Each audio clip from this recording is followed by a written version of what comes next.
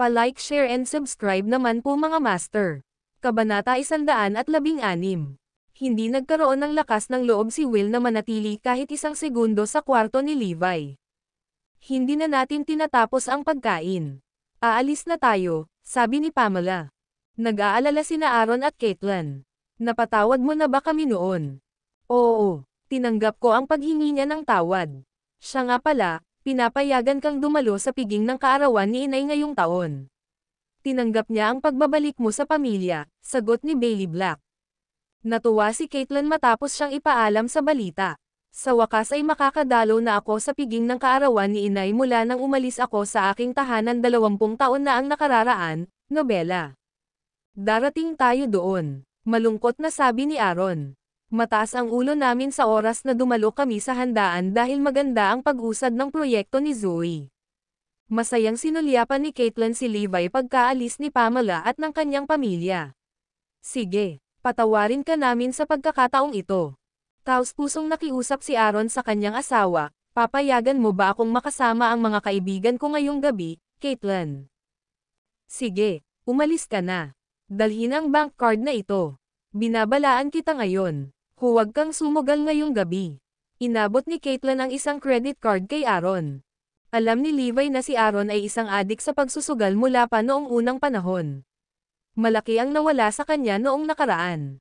Kinailangan ko pang bayaran ang utang niya dati. Pinagbabawalan siya ni Caitlin na sumali sa mga entertainment na iyon pagkatapos.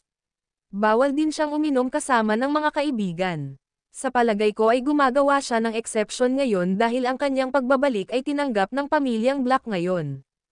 Sige, matagal na akong tumigil sa pagsusugal. Tuwang-tuwa si Aaron na parang bata. Natuwa naman si Levi sa inasal niya. Isa siyang tipikal na lalaking henpek. Naghiwalay silang 4 pagkatapos. Pumunta si Aaron para makipagkita sa kanyang mga kaibigan. Lasing na sila matapos nilagok ang ilang bote ng alak. Inilagay ni Alex Glenn ang kanyang braso sa balikat ni Aaron. Nabalitaan kong may bagong underground casino sa Northampton. Bakit hindi natin subukan ang swerte natin doon? Umiling si Aaron. Hindi pwede. Nangako ako sa asawa ko na hindi na ako susugal. Huwag kang mag-alala. Maglalaro lang kami ng ilang round para subukan ang aming swerte. Hindi ka mawawalan ng pera, pangungumbinsi ni Alex sa kanya. Tama iyan. Hindi naman kami nagdala ng maraming pera. Maglalaro kami sa maliit na halaga, para lang masaya. Paano kung swertehin tayo? Kilala mo ba si Andrew Zafer mula sa palengke? Nabalitaan kong kumita siya ng 800,000 mula sa kasino na may panimulang halaga 3,000 lang. Tama siya. Inggit na inggit kami sa kanya. Nag-alinlangan ang buong buo ni Aaron nang kumbansihin siya ng kanyang mga kaibigan. Sige, pupunta ako. Ngunit kailangan kong sabihin ito ng maaga, 5,000 lang ang kaya kong ibigay. Sure, sure. Sabay-sabay na tinungo ni Aaron at nanggang ang underground casino. Lalong natuwa si Aaron nang makarating sila sa venue. Nakaupo sa ikalawang palapag ng casino ang isang lalaki, na nakasuot ng marangya at may hawak na baso ng red wine, habang nakatingin sa mga baliw na sugarol sa ilalim niya. Nakangiting tanong niya, nandito si Aaron Lopez. Oo, Mr. Rogers. Ang mga lalaking nakikibahagi sa pag-uusap na iyon ay walang iba kundi sina Oswald Rogers at Howard Corbin. Ngumisi si Oswald habang nakatingin kay Aaron. Nag-iisip ako ng mga paraan para ma-target kayong lahat, ngunit narito ka, nag-aalok na pumasok sa aking bitag sa iyong sariling kagustuhan. Hinanap ni Howard ang opinyon ni Oswald. Paano tayo magpapatuloy, Mr. Rogers? Matatalo siya. Gagawin nating mawala sa kanya ang lahat. Maging ang pamilya Lopez ay hindi rin makakabayad sa kanyang utang. Pipilitin kong mamatay si Levi sa napakalaking halaga nito. Ngumisi si Oswald na parang baliw. Tumanggaw si Howard. Gagawin ko ang mga organisasyong pagsasaayos, Mr. Rogers. Sisiguraduhin kong matututo ng mabuti si Aaron Lopez sa pagkakataong ito. Ang video na ito ay edited by Herban TV. Kabanata 117. Hindi napapansin ni Aaron ang paparating na panganib na naghihintay sa kanya. Sarap na sarap siya sa mga sandaling iyon. Nanalo siya sa kanilang magkakasunod na round at kumita ng humigit kumulang 100,000. Sa kanyang ikasampung sunod na panalo, ang kinita ni Aaron ay naipon sa ilang milyon. Hinimok ni Alex at ng iba pa si Aaron na ipagpatuloy ang kanyang pagsusugal. Napakaswerte mo ngayon, Aaron. Ipagpatuloy mo, bigyan tayo. Ang 10 milyon ay madaling makuha sa iyong nakakabaliw na swerte ngayong gabi. Ang isang adik sa pagsusugal na nahuli sa kanyang kaluwalhatian ay kadalasang nawalan ng maaaring mag-isip ng makatwiran. Tiwala si Aaron na makakapag-uwi siya ng 10 milyon sa oras na matapos siyang magsugal ng gabing iyon. Nagising sina Zoe at Levi mula sa kanilang telepono sa kalagitnaan ng gabi. Walang humpay na dinale ni Caitlyn ang kanilang mga numero. Gising na gising si Zoe nang sagutin niya ang tawag. Ano, Diyos ko, nobela. Ang kanyang mukha ay naging puti ng papel nang mawala ang telepono mula sa kanyang kamay at bumagsak sa sahig ng may kalabog. Agad namang nagtanong si Levi, anong meron? Humihikbi si Zoe. Pumunta si tatay sa kasino at nawalan ng 300 milyon. Nakakulong siya ngayon dahil nahuli siyang nanloloko. Ano? 300 milyon. Paano siya nawalan ng malaking pera? Kumunat ang noo ni Levi. May mali. Dapat may naglagay ng bitag para kay Aaron. Nasaan na siya? Dagdag ni Levi. Hindi ko alam. Magkita na lang tayo kay mama. Naiyak na si Caitlyn nang dumating sina Levi at Zoe. Pinaandar ni Levi ang accelerator patungo sa underground casino matapos ipaalam sa kanila ni Caitlyn ang lokasyon. Ang kapaligiran sa loob ng casino ay hindi matiis. Nakabibingi ang mga ingay at usok ng sigarilyo sa hangin. Dumating ang ilang maskuladong lalaki sa harapan nina Levi, Zoe, at Caitlyn. Sino kayong mga tao? Mabangis silang nagtanong. Sinabi ni direktang ni Levi ang layunin ng kanilang pagbisita. Nandito kami para hanapin si Aaron Lopez. Oh, kayo ang pamilya ng manloloko. Sundan mo ako. Inakay nila si Levi at ang iba pa sa ikalawang palapag. Samantala, sinabi ni Levi ang sitwasyon. Ano ba talaga ang nangyari dito? Nagdaya si Aaron Lopez pagkatapos niyang mawalan ng pera. Tapos nahuli namin siya. How dare he cheated after lose 300 million sa casino? Kailangan nating sundin ang mga patakaran dito at putulin ang kanyang mga daliri. Ngumisi ang isa sa mga lalaki. Natakot sina Zoe at Caitlyn nang lumingon ang kanilang mukha sa lilam ng tiyok. Mahigit sa 10 lalaki ang nakatayong nagbabanta sa loob ng isang malaking pribadong silid sa ikalawang palapag na may mga baton sa kanilang mga kamay. Sina Levi, Zoe, at Caitlyn ang kakaibang amoy ng dugo nang pumasok sila sa silid. Isang tao ang nakahiga sa sahig na nakakulot. Bahagyang nanginginig ang kanyang katawan sa isang pool ng dugo. Tatay, Aaron. Sumugod sina Zoe at Caitlyn nang makilala nila ang taong si Aaron Lopez. Napangiwi si Levi nang makita kung gaano kalakas ang bagbog ni Aaron. Sagipin mo ako. Iligtas mo ako, please. Takot na sigaw ni Aaron nang makita ang kanyang pamilya. Agad na pinalibutan ng iilang masasamang tao si Levi at ang iba pa. Isang nakakatakot na lalaki ang nakaupo sa sofa na may gintong kwintas sa leeg, nakasuot ng leopard printed shirt. Inihagis niya ang upos ng sigarilyo sa sahig at dinurog iyon ng paa. Tapos tumangala siya. Kapamilya ba kayo ni Aaron Lopez? Oo, tama iyan. Siya ang biyenan ko. Sinalubong ni Levi ang mga mata ng lalaking iyon. Hayaan mo akong magpakilala. Ako ang may-ari ng kasino na ito. Ang pangalan ko ay Enzo Fielder. Ang tawag sa akin ng lahat ay si Mr. Enzo. Tinuro ni Enzo si Aaron. Natalo ang iyong biyenan ng 300 milyon sa kasino at sinubukan kaming linlangan. Ayon sa mga alituntunin ng kasino na ito, kailangan niyang bayaran ang 300 milyong utang at hayaan nating putulin ang lahat ng 10 daliri niya para bayaran ang puntos. Kung hindi, dito siya mamamatay. Hehe, banta ni Enzo kay Levi at sa iba pa. Si Zoe at Caitlyn ay nanginginig sa takot na takot. Napangiwi si Aaron sa mga bisig ni Caitlyn habang walang pidgel na nanginginig ang kanyang katawan. Ang video na ito ay edited by Herban TV. Kabanata 118. Pinalaki ni Levi ang kanyang paligid at nanunuyang sinabi, bakit pakiramdam ko ang kasino na ito ay hindi isang lugar na may mataas na pamantayan na maaaring mawalan ng 300 milyon ang isang tao sa isang gabi. Iyon ay dahil ang iyong biyenan ay nagsagawa ng malaking panganib. Akala niya kaya niyang manalo ng 100 milyon pagkatapos kumita ng 10 milyon.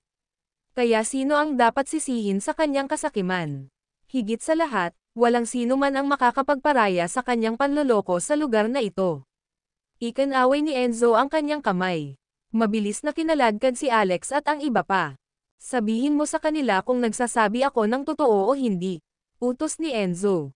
Agad namang sumagot si Alex at ang kanyang mga kaibigan. Oo, iyan ang katotohanan. Sinabi namin kay Aaron na huminto pagkatapos niyang manalo ng 10 milyon.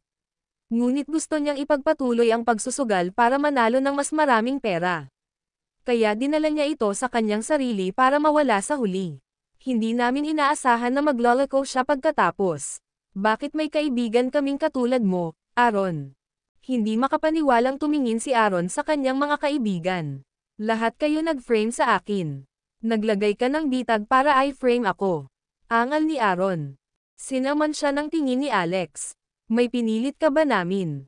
Ginawa mo ang lahat ng desisyon sa iyong sariling kagustuhan. Natahimik si Aaron. Totoo, walang nagpilit sa akin na gumawa ng kahit ano.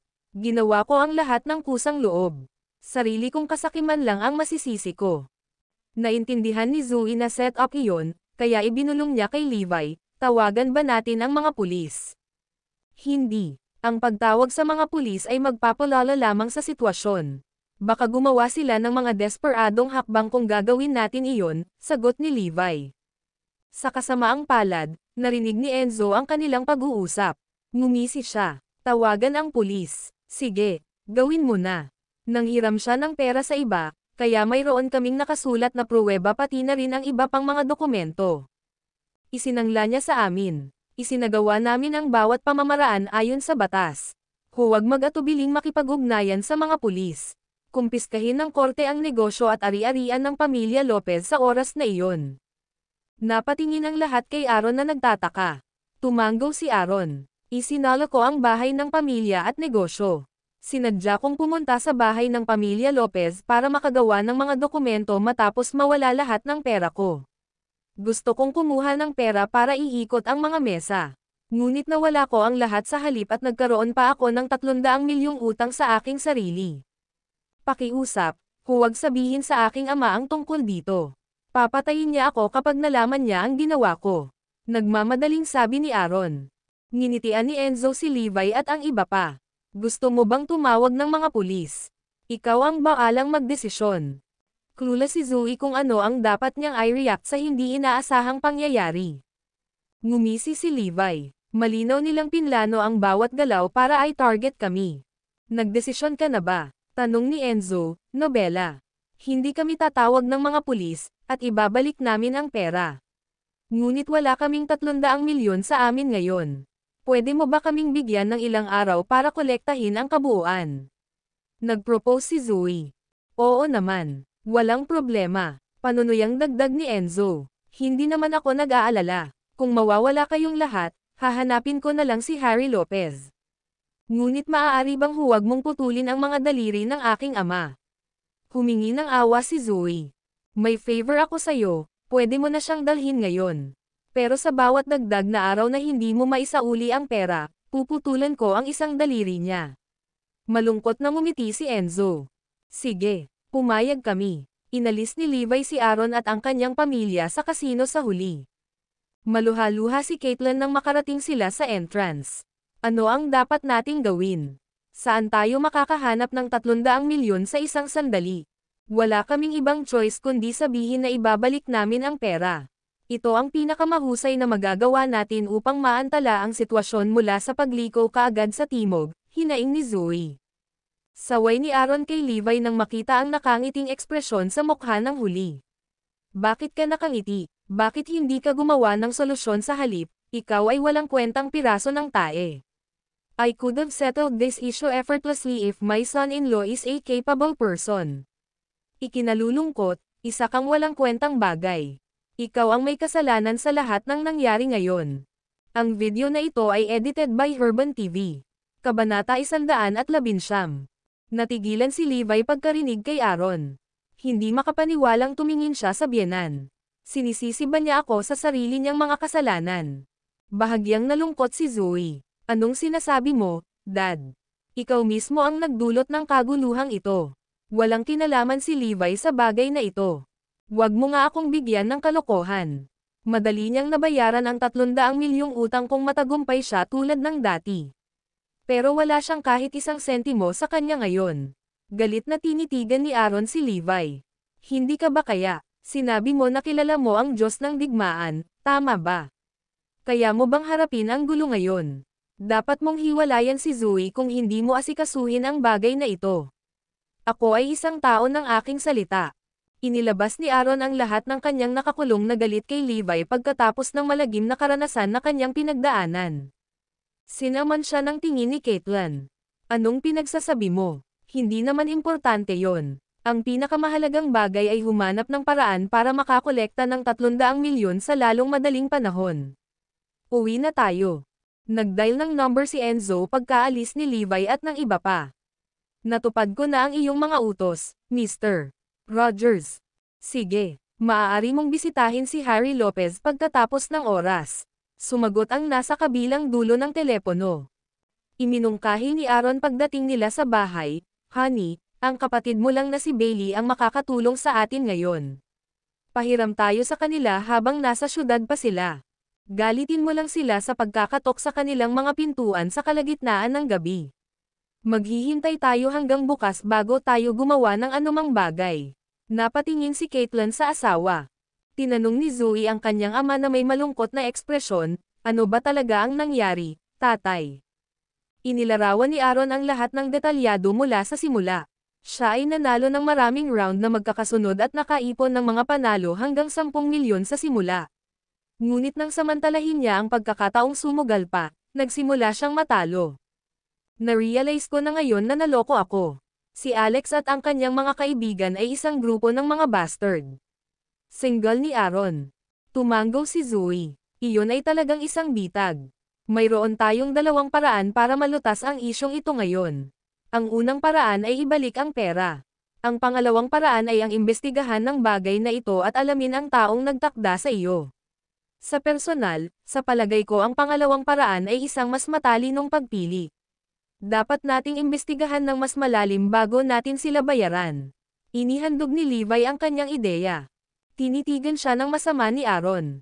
Sinasadya mo ba iyan? Hindi ka ba nakinig sa sinabi nila?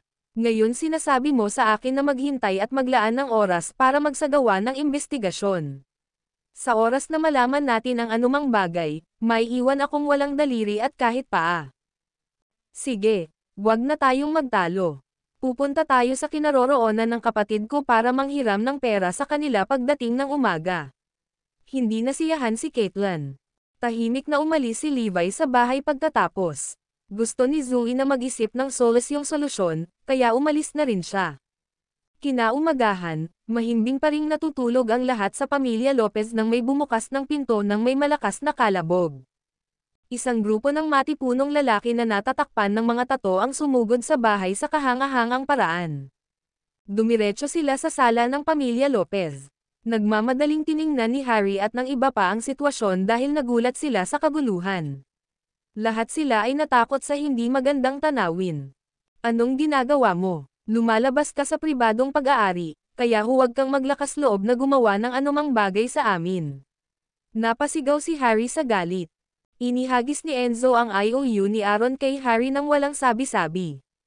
Nagulat si Harry at ang iba pa matapos basahin ang note. Ano? May utang sa'yo si Aaron ng 300 milyon. Sinangla pa niya ang mga ari-arian at negosyo ng pamilya Lopez. Nagdilim ang paningin ni Harry nang muntik na siyang mawalan ng malay. Nakangiting sabi ni Enzo, tama. Nakasangla sa akin ngayon ang lahat ng ari-arian ng pamilya Lopez, pati na ang bahay na ito. Dinala pa rin ni Aaron Lopez ang lahat ng dokumento, kaya sinusunod lang namin ang mga legal na pamamaraan dito. Ang video na ito ay edited by Urban TV. Kabanata 120. Nagmamadaling pumunta si Harry para hanapin ang mga dokumento ng mortgage, ngunit hindi niya nasagot ang lahat ng mga dokumento. Nagtataka ako sa sarili ko kung bakit nakalusot si Aaron sa bahay kagabi. Kaya pumunta siya rito para gumawa ng mga dokumento. Galit na sabi ni Henry. Mas mabuting bayaran mo ako ng 300 milyon sa lalong madaling panahon, ngayong pagmamayari ko na ang lahat ng iyong ari-arian at negosyo. Magkakaroon ako ng korte para kumpiskahin ang mga pag-aari na ito kung hindi mo uubo ang pera. Hinimok ni Enzo ang pamilya Lopez sa masayang paraan. Hindi kumibo si Harry Lopez. Hindi ko pa naipamahagi ang mana ng pamilya Lopez dati. Kaya legally binding ang IOU ni Aaron dahil sa status niya bilang descendant ko. Anak ka ng Ab*Turk, Aaron Lopez. Si Harry ay namumula sa galit, nobela. May isang araw ka para ibalik ang pera sa akin. Kung hindi, sigurado akong alam mo kung anong kahihinatnan ang naghihintay sa iyo. Umalis si Enzo pagkatapos niyang magsalita. Ang lahat ng impyerno ay naghiwalay sa pamilya Lopez. Pumunta tayo kaagad sa kinaroroonan ni Aaron. Aalis na sina Aaron at Caitlyn sa kanilang bahay sa pagsikat ng araw. Bang bang bang, may kumatok sa kanilang pinto nang walang pasensya. Isang grupo ng mga tao ang sumugod sa bahay kasama si Harry na nangunguna sa daan pagkatapos i-unlock ni Aaron ang pinto. Sinampal niya ang kanyang anak sa buong mukha nang hindi nagdalawang isip. Ang bobo kong anak, anong meron sa'yo? Tapos na. Tapos ilang beses pang sinampal ni Harry si Aaron. Ikaw, alam mo na, ama. Nahihiyang tanong ni Aaron sabay takip sa mukha. Isang grupo ng mga tao ang dumating upang pukawin ang kaguluhan sa bahay ng pamilya sa umaga. Ano sa tingin mo? Huminga ng malalim si Harry. Nakangiting sabi ni Fabian, you better start talking. Ngumisi si Henry. Balita ko nawalan ka ng pera dahil sumugal ka na naman. Katulad ka rin ng iyong manugang na laging hindi na itatama ang iyong masasamang ugali. Nakatutok ang mata ni Harry kay Aaron. Puputulan ko ang iyong mga tainga kung hindi mo ipapaliwanag ng malinaw ang lahat ngayon. Sinulyapan ni Aaron si Caitlyn bago siya nagsimula. Kasalanan lahat ito ni Levi Garrison. Ano? Paano nakita ang bagay na ito sa kanya? Nagtatakang tanong ni Harry. Tumanggo si Aaron. Nawalan ng pera si Levi dahil nagkasino siya. Wala akong ibang pagpipilian kundi ang magnakaw ng mga dokumento dahil gusto nilang patayin si Levi kaagad. Alam niyang bubugbugin siya ng kanyang pamilya kapag ipinaalam niya sa kanila ang katotohanan habang nasa kumukulo ang kanilang galit. Kaya inilagay niya ang lahat ng sisi kay Levi sa halip. Wala silang tiwala sa sinabi ni Aaron ng mga sandaling iyon, kaya napalingon ang lahat kay Caitlyn. Sinabi ni Caitlyn sa kanyang nagngangalit na mga ngipin, tama. Lahat ng ito ay dahil kay Levi Garrison. Si Aaron ay huminto na sa pagsusugal sa loob ng 6 na taon na ngayon. Si Levi ay nagsusugal dahil gusto niyang yumaman. Naaalala mo pa ba ang perang ibinalik natin noon, ama? Tumanggo si Harry. Siyempre, don't tell me na 5 million ang kinita ni Levi sa pamamagitan ng pagsusugal. Tumanggo si Caitlyn. Tama iyan. Hindi niya hiniram ang pera ngunit nakuha ito sa pamamagitan ng pagsusugal. This time, nawalan siya ng 300 million. Tinanong siya ni Henry, pero ako mismo ang nag-verify nito. Nanghiram talaga siya ng pera. Sinagot ni Caitlyn ang sarili niyang tanong, sa palagay mo kaya niyang hiramin ang malaking halaga ng pera nang walang may sangla, Henry? Naintindihan naman agad ni Henry. Ngayon naiintindihan ko na. Pinahiram sa kanya ng bangko ang pera dahil may kakayahan siyang ibalik ang pera sa pamamagitan ng pagsusugal. Ang talumpati ni Caitlyn ay nakumbinsi ang bawat miyembro ng pamilya Lopez. Nag-thumbs up si Aaron sa kanyang asawa sa loob. Siya ay napakatalino. Matagumpay naming naibigay ang lahat ng sisihin kay Levi gamit ang perpektong dahilan. Sinamantala ni Aaron ang sandali at sinabing, hindi mo ba nakikita kung bakit wala si Levi? Iyon ay dahil siya ay tumakas ng maaga. Si Harry ay nagalit sa kanyang mga limitasyon. Papatayin kita, Levi Garrison. Tara na at hanapin natin si Levi ngayon. Galit na umalis ang lahat. Ang video na ito ay edited by Herban TV. Kabanata 121. Humugat ng malalim na hininga si Aaron pagkaalis ng pamilya Lopez, ligtas sila ngayon. Phew, honey, siguradong matalino ka. Hindi nakalimutan ni Aaron na bigyan ng papuri si Caitlyn. Bilisan mo at hanapin mo ang kapatid ko at si Pamela. O ikaw ang mawalan ng daliri. Sabi ni Caitlyn habang iniikot ang mata sa kanya. Agad na sumugod ang dalawa sa Marriott Hotel. May gusto ka bang makita kami sa oras na ito? Tanong ni Pamela. Bailey, Pamela, tatapusin ko na yan. Nais naming humiram ng 300 milyon mula sa iyo. Kailangan namin ng pera para sa aming negosyo. Huwag kang mag-alala na hindi ka namin binabayaran. Dapat mong malaman ang tungkol sa proyekto ni Zoe. Ito ay isang proyekto na hindi higit sa 1 bilyon. Tiyak na hindi magiging problema ang 300 milyon. Si Aaron at Caitlyn ay dumiretso sa tanong ng pera. Nagpalitan ng tingin sina Pamela at Bailey. Kailangan muna nating pag-usapan ito. Makalipas ang kalahating oras, nagkasundo ang dalawa na pautangin sila ng 300 milyon, higit sa lahat dahil garantisadong magtatagumpay ang proyekto ni Zoe. Ang galing. Tuwang-tuwa si Aaron. Gayunpaman, sa sandaling ito, nagring ang telepono ni Pamela. Si Oswald iyon. Sinagot ni Pamela ang tawag. Oswald, anong problema? Tita Pamela, may sasabihin ako sa iyo. Binigyan ni Pamela sina Aaron at Caitlyn ng nagtatakang tingin. Ang kanyang ekspresyon ay nagkaroon ng matinding pagbabago nang mas pinakinggan niya si Oswald. Sige, naintindihan ko na. Hindi ako magpapahiram nun. Pagkababa ng telepono, sumigaw si Pamela, nagsisinungaling kayo. Kailangan mo ba talaga ng pera para sa iyong negosyo? Aaron, natalo ka ng 300 milyon sa pagsusugal, hindi ba? Mawala. Ngayon na, nabuhay ang galit ni Bailey nang malaman niya ang tungkol sa katotohanan. Puntahan mo kami muli pagkatapos mong bayaran ang iyong utang. Pagkatapos ay pinalayas ng mag-asawa sina Aaron at Caitlyn, na iniwan silang tulala. Bakit nagbago ang isip nila matapos sagutin ang isang tawag sa telepono? Anong gagawin natin ngayon? Pinagpawisan si Aaron sa pag-aalala. Sa kabilang banda, sinusubukan din ni Zoe na makahanap ng solusyon, ngunit ang pinakamaraming naiisip niya ay 5 milyon. She was at her wits' end, dahil nai-invest na nila ang natitirang pera sa proyekto.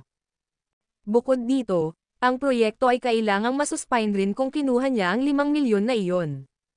Ito ay upang suriin ang bagay na ito na umalis si Levi kaninang umaga. Gayunpaman, ang kakaiba ay malinaw na hindi nanloloko ang kabilang partido. Si Aaron ang nawalan ng pera matapos magsugal sa isang eksperto. Ito ay malinaw na isang panlilinlang, ngunit ito ay walang putol. Dapat may malansa. Talagang malalaman ko ang katotohanan kung tatawag ako ng mga pulis, ngunit si Aaron ay kailangang makulong, at si Zoe ay magiging madudurog kapag nangyari iyon. Ayaw ni Levi na makita iyon. Madali niyang binayaran ang 300 milyon na iyon, ngunit gusto niyang alamin muna ang utak sa likod ng pamamaraang ito.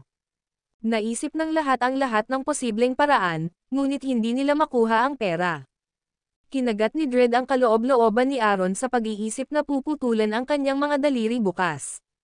Honey, ano ang dapat kong gawin? Mag-isip ng kung ano-ano. Ayokong putulin ang mga daliri ko. Nag-aalalang sigaw ni Aaron. Napataas ang kilay ni Caitlyn. Narinig kong makikipag-ugnayan si Zoe sa mga pangunahing mamumuhunan sa tabi upang humiram ng pera, ngunit natatakot ako na ito ay magtatagal ng kaunti. Mga ilang araw lang siguro. Ilang araw. Wala akong ilang araw. Puputulan na ang mga daliri ko sa loob ng ilang araw, sigurado iyon. Pawis na pawis si Aaron. Kaya humanap ng papalit sa iyo sa ilang araw na ito. May maliwanag na liwanag sa mga mata ni Aaron. Ang ibig mong sabihin ay dapat kong ilagay si Levi sa lugar at putulin ang kanyang mga daliri sa ngalan ko. Sino pa sa tingin mo kung hindi si Levi? Ibinato mo sa kanya ang sisi, gayunpaman. Nobela. Binigyan siya ni Caitlyn ng galit na titig. Tumanggo si Aaron bilang pagsang-ayon. Tama iyan. Isa lang siyang walang kwenta. Ano ang malaking bagay na pinutol ang kanyang mga daliri? Kailangan niyang umasa sa amin para gamitin siya, gayunpaman. Iyon ang magiging kontribusyon na nagawa niya para sa pamilya. Ang video na ito ay edited by Urban TV. Kabanata 122. Napabuntong hininga si Caitlyn. Pero ang problema Zoe, kapag nalaman niya ito, tiyak na hindi siya papayag dito. Magtatago na lang kami sa kanya at sasabihin sa kanya na binibigyan pa kami ng kasino ng ilang araw. Ating linlanggan si Levi na lumapit at ipapalit siya sa akin, sabi ni Aaron. Pagkatapos ay kailangan nating tawagan si tatay at ang iba pa para bigyan siya ng kaunting pressure. Buong araw nila siyang hinahanap, pero walang silbi, sabi ni Caitlyn. Mabilis na nag-ayos si Aaron. Matapos malaman ang balita ng pagpapaliban ng ilang araw, mas gumaan ang loob ni Zoe, ngunit hindi siya tumigil sa paghahanap ng mga solusyon. Nang marinig ni Harry na natagpuan na si Levi, agad siyang sumugod. Pagkatapos nito, Tinawagan ni Aaron si Enzo, nagtatanong kung maaari niyang hayaan si Levi na pumalit sa kanya. Sa kanyang pagtataka, pumayag kaagad si Enzo. Pagkatapos ibaba ang tawag, tinawagan ni Enzo si Oswald. Ginoo Rogers, tama ka. Ginagamit ng pamilya Lopez si Levi bilang kapalit, nobela. Sige, gawin natin itong isang mabagal at kakilakilabot na pagsubok para kay Levi. Ipadala sa akin ang footage ng kanyang mga daliri na pinutol bukas. Ang malamig at baliw na boses ni Oswald ay tumunog mula sa telepono. Kuwait. Nagsisimula ng mabuo ang investigasyon ni Levi nang tumawag si Aaron. Levi, dali, nagbago ang mga bagay. Dumiretso ka sa kasino. Pagkababa ng telepono, si Levi ay tumungo sa kasino. Napagtanto niyang nandoon si Harry at ang iba pa nang dumating siya. Nang makita siya, sumugod sila, tinutulak at tinulak siya. What the hell? 300,000 ka ba natalo sa pagsusugal? Sinira mo ang pamilya Lopez. Sisirain mo ang pamilya Lopez. Papatayin kita. Kuwait. Nalilito, tinitigan ni Levi ang mga tao nang hindi makapaniwala. Ako, sugal. Naisip niya na sina Aaron at Caitlyn ang sinisisi sa kanya nang mapansin niya ang kanilang hindi likas na kilo mula sa malayo. Kaya, hindi maiiwasang ilabas ni Harry at ng iba ang galit nila sa kanya dahil hindi nila alam ang totoo. Sinamantala ni Aaron ang pagkakataong lumapit, pinagalitan, akunan mo ang pananagutan sa ginawa mo, Levi. Oo, ingatan mo sarili mo. Inilagay ng misa ang kanilang 2 sentimos. Hinayla ni Aaron si Levi sa isang tabi at mariing sinabi, pupuntahan mo si Mr. Enzo sa ngalan ko mamaya. Or I'll get Zoe to divorce you pag tumanggi ka. Nasa akin ang iyong pagkakataon ng kasal at pagpaparehistro ng sambahayan. Kamay, kaya ibig kong sabihin ang sinasabi ko. Ikaw ang magiging pinakamahusay naming manugang kung ikaw ang papalit kay Aaron. Dagdag ni Caitlyn, hindi ka namin itatabi kahit nawala lahat ng daliri mo. Zoe at susuportahan ka namin habang buhay. Oo, bilasan mo at pumayag ka. Bale mawalan ka pa ng daliri, sabi ni Aaron sa mahinang boses. Pagkadismaya, kung ano ang isang pagkabigo. Naramdaman lamang ni Levi ang kawalang interes at lamig ng sangkatauhan. Paano nila magagawa ito sa akin kapag ang chips ay down? Kung hindi dahil kay Zoe, hindi niya gugustuhing manatili sa bahay na ito. Gayunpaman, sina Aaron at Caitlyn ay walang ibang pagpipilian. Ano ba ang pinag-aalangan ninyong mga tao? Paalisan mo siya at bahala na siya sa lahat. Udyok ni Harry. Sa sandaling ito, dumating si Enzo kasama ang kanyang mga tauhan, pinalibutan si Levi at ang iba pa.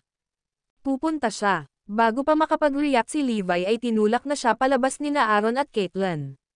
Levi Garrison, tama ba? Alisin mo siya, sabi ni Enzo sabay ngisi. With that, kinuha si Levi ng mga followers ni Enzo. Nakahinga ng maluwag sina Aaron at Caitlyn. Tere na bago pa tayo madala dito. Agad na umalis sina Aaron at Caitlyn, natatakot na babalikan ni Enzo ang kanyang mga sinabi.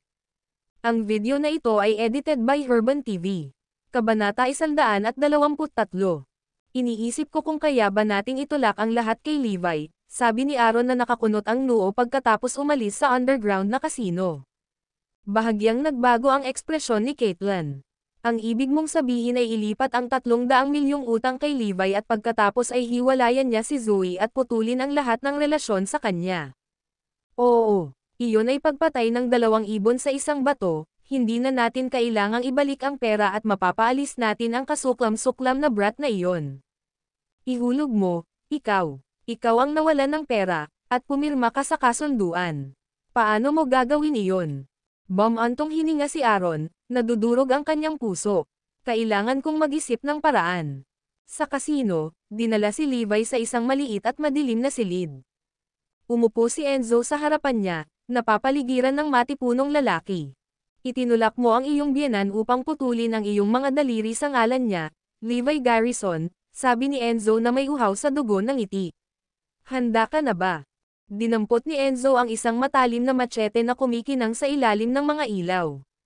Sa ay may mga taong may hawak na kamera sa kanilang mga kamay, handang mag-film. Isang itaas mula kay Oswald na kunan ang proseso ng pagpuputol ng mga daliri ni Levi. Hawakan mo dyan, biglang sabi ni Levi. Ngumisi si Enzo, na inilantad ang kanyang mga hilera ng gintong ngipin. Bakit? Natatakot ka ba? Haha. Walang sinabi si Levi at tahimik na nagsindi ng sigarilyo. Ubo. Sa sumunod na segundo, lahat ay nasasakal at umuubo ng marahas. Ano ang nilalaman ng sigarilyong iyon? Tanong ni Enzo, ini-inspeksyon ang sigarilyo. Napakalakas ng usok. Sa tingin ko ito ay isang espesyal na sigarilyo mula sa lugar ng digmaan, Mr. Enzo, sabi ng isang thug na hindi sigurado. Binigyan ako noon ng childhood friend ko na sundalo. Ang bango talaga ng tabako. Nagbago ang ekspresyon ng lahat sa pagbanggit ng espesyal na sigarilyo. Ngumuso si Enzo. I-drop nyo na. Sa palagay mo ang isang manloloko na kalalabas lang sa kulungan ay maaaring hamay-hit ng sigarilyo ng ganoon. Huminga si Levi ng kanyang sigarilyo at mahinahong sinabi, sabihin mo sa akin kung sino ang nag-utos sa iyo na gawin ito bago ko matapos ang paghit-hit ng sigarilyong ito kung hindi ay magsisisi ka para dito. Humagalpak ng tawa si Enzo at ang kanyang mga tauhan. Puputulan ni Levi ang kanyang mga daliri. Bakit niya ako tinatakot? Napatingin ang lahat kay Levi na para bang tanga. Sino ba talaga ang mas nakakaranas nito? Napangisi si Enzo. Baliw ba ang batang ito? Huwag kang mag-alala. Hindi masakit. Isang hiwa na lang. Wala na masyadong oras, sabi ni Levi, habang nakatingin sa sigarilyong malapit ng maubos. Talagang magsisisi ka kung pipiliin mong manahimik. Nagtawanan si Enzo at ang mga tauhan niya. Sige, ipakita mo sa amin kung ano ang nakuha mo. Gusto naming makita kung ano ang gagawin mo sa amin pagkatapos humithit ng sigarilyong iyon. Napatingin ang lahat ng matapos si Levi sa paghihit ng sigarilyo, itinapon ito sa lupa, at tinapakan ito. Inangat niya ang ulo niya at sinulyapan si Enzo at ang mga tauhan niya. Malapit mong pagsisihan ito. Panghihinayang, pa ako. Hindi bago ko putulin ang kamay mo. Nanginginig sa galit, biglang itinaas ni Enzo ang kutsilyo sa kanyang kamay. Bang! Biglang bumagsak ang pinto kasabay ng nakakabinging kalabog, dahilan para mapahinto si Enzo sa takot.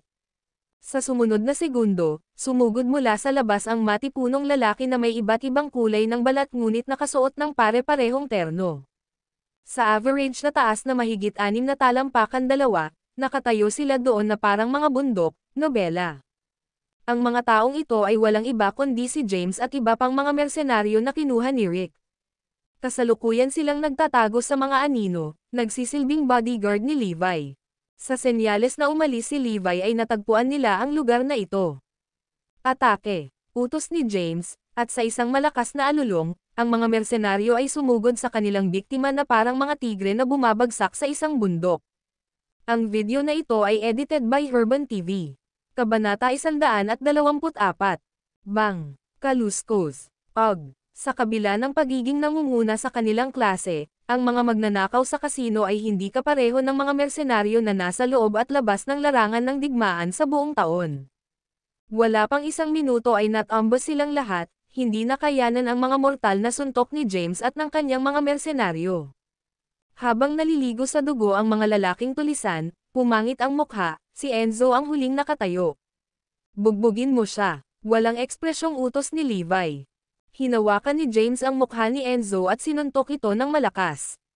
Matapos ang 7 hanggang 8 sunod-sunod na suntok, lumubog ang mukha ni Enzo at hindi na makilala. Umalangaw-ngaw sa maliit at madilim na silid ang matinis na iyak na parang baboy na kinakatay. Hindi nila akalain na magkakaroon ng napakaraming bodyguard si Levi na may napakataas na combat effectiveness na sumusunod sa kanya. Well, ano ang sinabi ko? Nanunuya si Levi, nakatingin ng masama sa mga bagbog na tulisan. Ngayon, iluwa mo. Matapos mapilitang pumalit kay Aaron, naisip ni Levi na sa halip na mag-imbestiga, maaari pa niyang gamitin ang karahasan para magsalita ang mga taong ito. Hindi ko kaya, takot na sabi ni Enzo. Magiging patay na ako. Bugbugin mo siya. Talunin siya hanggang sa magsalita siya. Malamig na sabi ni Levi, lalagyan ng nobela. Si James at ang iba ay militante at nasisiyahang durugan ang kanilang mga kaaway. Sa kanyang utos, sila ay naging mas marahas, na nagbigay kay Enzo ng pinakamatinding pambubugbog. Hanggang sa halos mabugbog na ang lahat, itinaas ni Enzo ang kanyang mga braso para sumuko. Magsasalita ako, Sasabihin ko sa iyo ang lahat. Hinayla siya ni James papunta kay Levi. Ito ay si Howard Corbin ng Levi Group. Napilitan kami dito. Inamin ni Enzo, ngunit hindi naglakas loob na binabanggit ang pangalan ni Oswald. Gayunpaman, nalaman kaagad ni Levi na si Oswald iyon. Napatingin siya sa kamera sa mesa at tumawa. Siya ang humiling sa iyo na kunan ang pagpuputol ng aking mga daliri. Oo, tumanggol si Enzo. Napatingin si Levi kay James. Agad niyang naintindihan ng ipit niya si Enzo sa mesa at ipinatong ang kamay dito, dahan daw ang itinaas ang matalim na kutsilyo. Sa tabi niya, kinuha ng isa pang mersenaryo ang kamera. Hindi. Nang maramdaman ang sitwasyon, sumigaw si Enzo sa taas ng kanyang mga baga. AAAAARRRGH.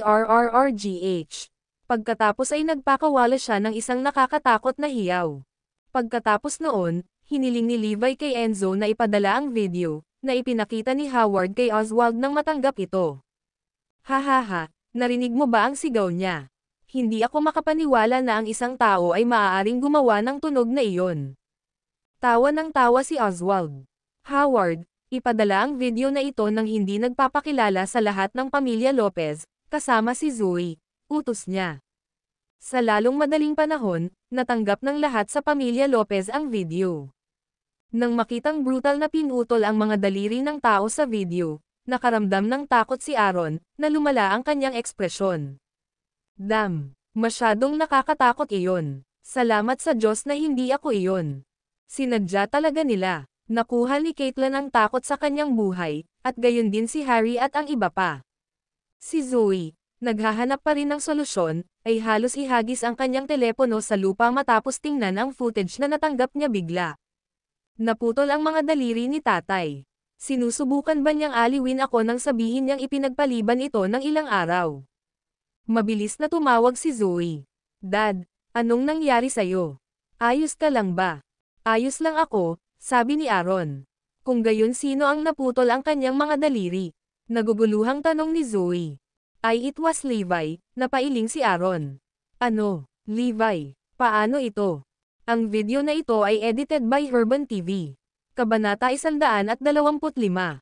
Bakit si Levi? Napahikbi si Zoe matapos malaman ang katotohanan. Inagaw ni Caitlin ang telepono at sinabing, "Sweetie, we had no choice. Si Levi ang nagboluntaryong pumalit sa papa mo. Paano mo nagagawa iyan? Hindi mo man lang sinabi sa akin. Wait there, uuwi na ako." Sigaw ni Zoe. Ilang sandali pa ay nakarating na si Zoe sa bahay. "Sweetie, sinabi sa amin ni Levi na huwag sabihin sa iyo. Hindi mahalaga kung mawalan man siya ng ilang daliri, ngunit hindi ako mawawalan ng anuman," sabi ni Aaron. Isang hikbi ang nabara sa lalamunan ni Zoe. "Sweetie, kailangan mong ibalik ang pera sa lalong madaling panahon. Sa ganoong paraan makakabili tayo ng Levi ng ilang araw pa," sabi ni Caitlin. Ngunit daliri ng daliri iyon na mawawalan siya sa bawat araw na lumilipas. Sigaw ni Zoe, "Paano mo natitiis na gawin ito? Hindi naman kasi tayo may choice. Hindi mo naman kayang panoorin ang iyong ama na naghihirap, hindi ba? Bata pa siya kaya niya." Pang-aaliw ni Caitlin. "Pinilit mo ba siyang umalis?" Tanong ni Zoe na nakilala sa kanila. "Ginawa niya ito ng kanyang sariling kagustuhan. Hindi namin siya pinilit," tanggi ni Aaron. Nagpalitan ng tingin si Caitlin kay Aaron at sinabing, "Sweetie, kapag nabayaran na natin ang utang na ito, dapat kang makipaghiwalay kay Levi." Mukhang hindi makapaniwala si Zoe. "Ano, diborsyo? Tatay, nagdusa si Levi bilang kapalit mo. Paano mo siya mabibigyan ng brush pagkatapos gamitin siya? Ganon na ba tayo kawalang puso?" "Sweetie, hindi mapapansin ang sakripisyo ni Levi," nagmamadaling sabi ni Aaron at Caitlin. "Hindi kami mga taong walang utang na loob. Babayaran natin siya ng sapat na pera kapag natapos na ito. Ikaw, sobrang disappointed ako sa kanila ngayon. Pero dapat mong hiwalayan si Levi. Hindi pa siya naging sapat para sa iyo noong una, at wala na ang kanyang mga daliri, hindi siya karapat-dapat para sa iyo. Hindi ko matitiis ang aking anak na babae na magpakasal sa isang payle na hindi kumpleto ang mga daliri." Matigas na sabi ni Aaron. Natulala si Zoe. Paano sila magiging malupit kay Levi para lang iligtas ang sarili nila? Nobela. Zoe, hindi ka pwedeng umiyak sa natapong gatas ngayon. Bilisan mo na lang at bayaran ang utang kung gusto mong mabawasan ng kaunti ang paghihirap ni Levi, sabi ni Caitlin. Maya-maya lang dumating si Harry. Narito na ang ating turning point. Hindi napigilan ni Harry ang excitement. Anong ibig mong sabihin, tatay? Tanong ni Aaron. May dumating lang para ipaalam sa amin na may taong handang tumulong sa amin na ibalik ang pera, ngunit sa isang kondisyon, kailangan magpakasal muli ni Zoe. Sabi ni Harry. Talaga. Itinaas ni Harry ang 300 milyong tseke sa kanyang kamay. Dala nila ang tseke. Ngayon ang tanong ay, Zoe, magpapakasal ka ba ulit o hindi? Saglit na nawala si Zoe, ngunit alam niya na ang 300 milyon ay napakalaking halaga para makuha sa sandaling ito. Ano ba ang pinagdadaanan mo?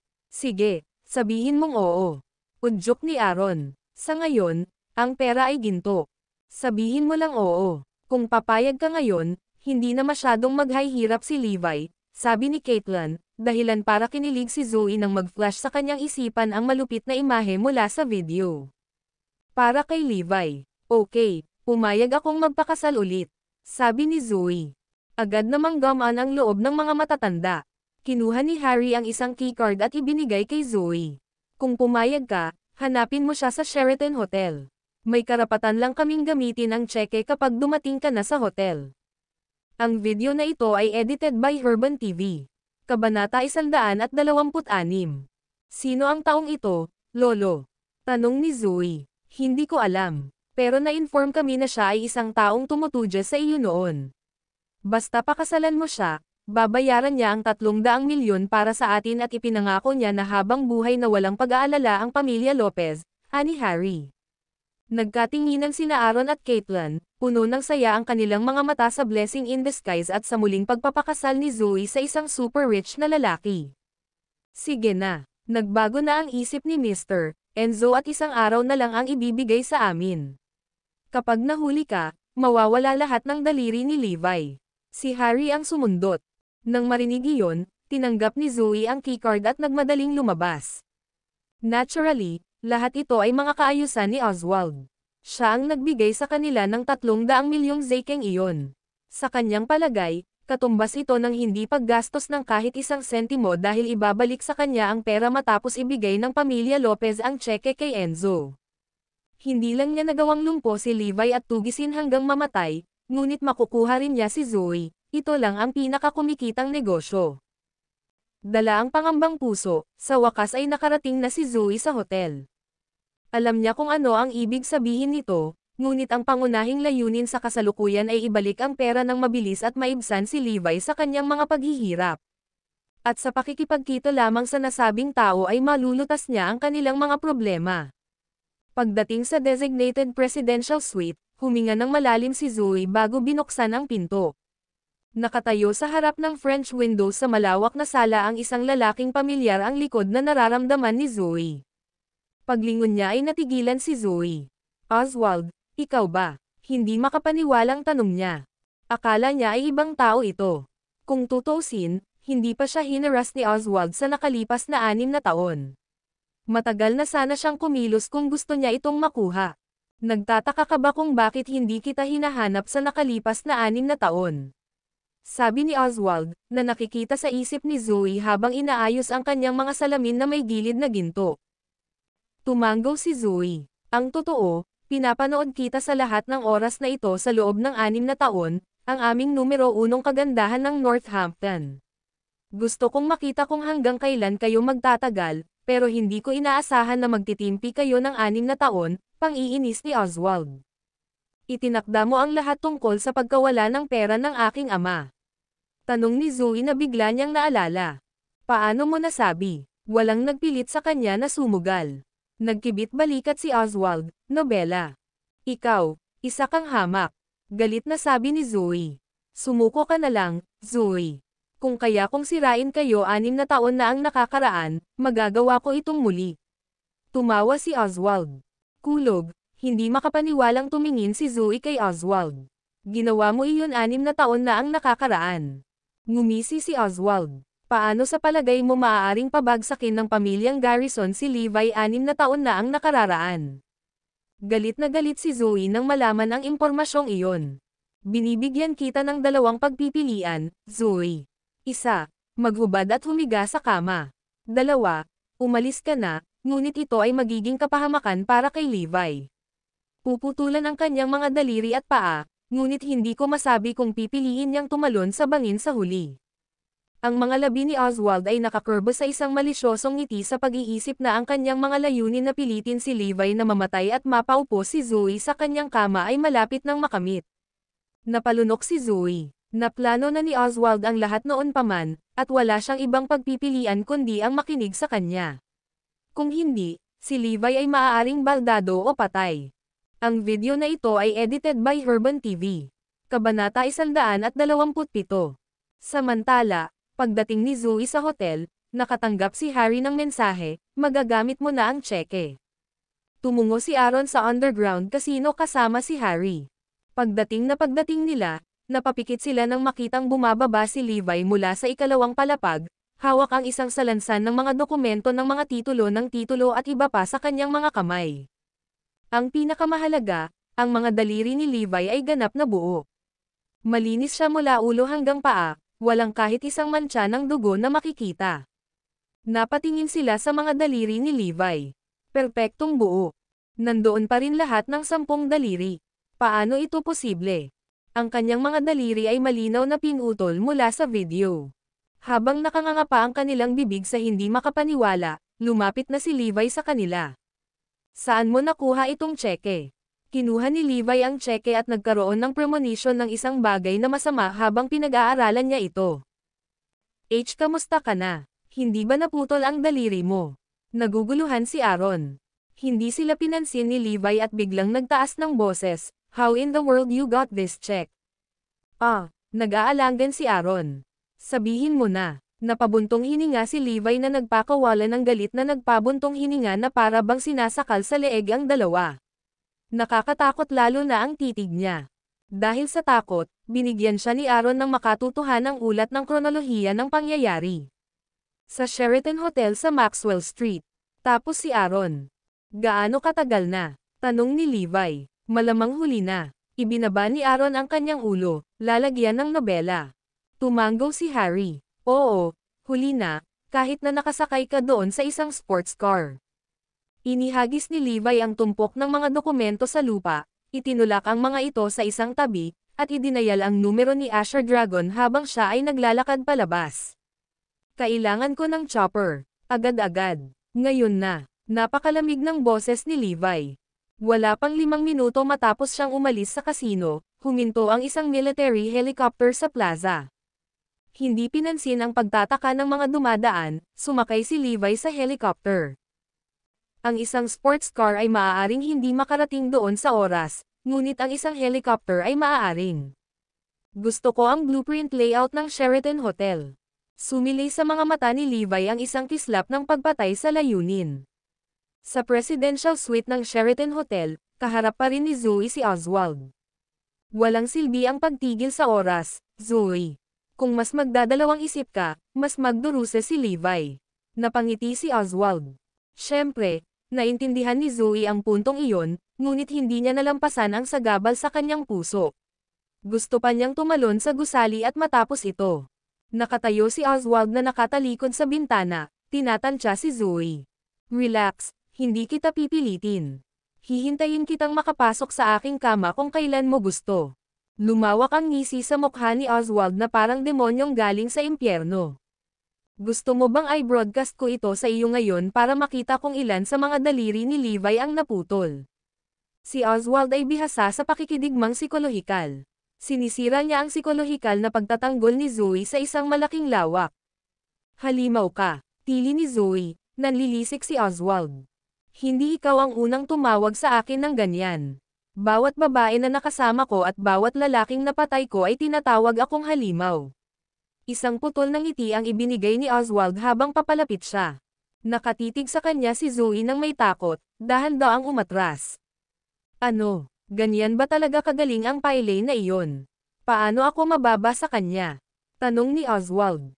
Hindi. Hindi mo siya mapapantayan. Sigaw ni Zoe. Kinuha ni Oswald ang kanyang telepono at tumikim. Howard, sabihin kay Enzo na putulin ang mga kamay at paa ni Levi para sa akin at ipadala sa akin ang video.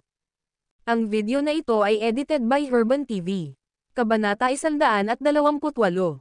Maghintay. Sigaw ni Zoe sa gulat nang marinig iyon.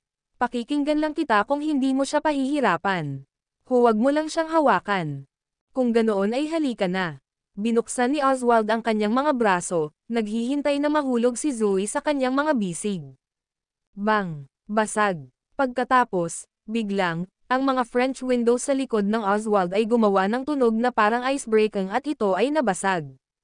Isang lalaki ang sumugod mula sa labas, si Levi iyon. Bang! Sa isang malakas na sipa, pinaalis niya si Oswald. Boom! Nontog si Oswald sa pader, nagdugo sa buong lugar.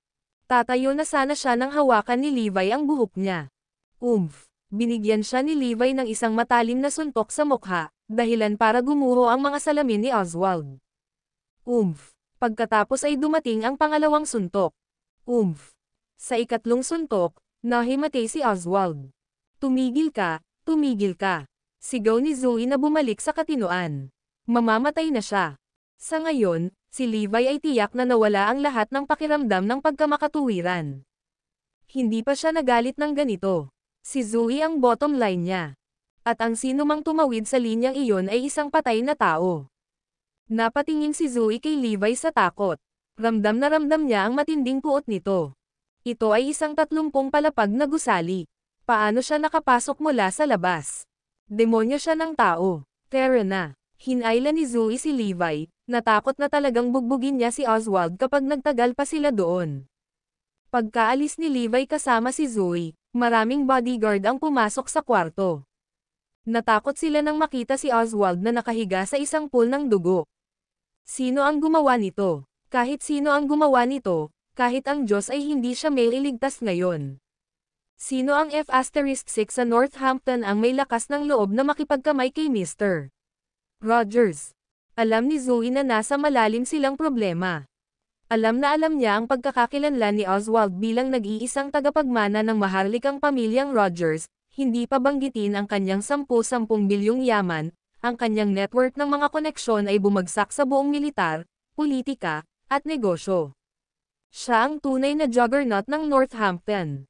Kung ikukumpara sa pamilya Rogers, sila ay maliit at hindi gaanong mahalaga tulad ng mga langgam. Natuwa siya dahil mabilis siyang nakasagot. Kung hindi, si Oswald ay patay na ngayon at ang mga kahihinatnan ay magiging mapaminsala.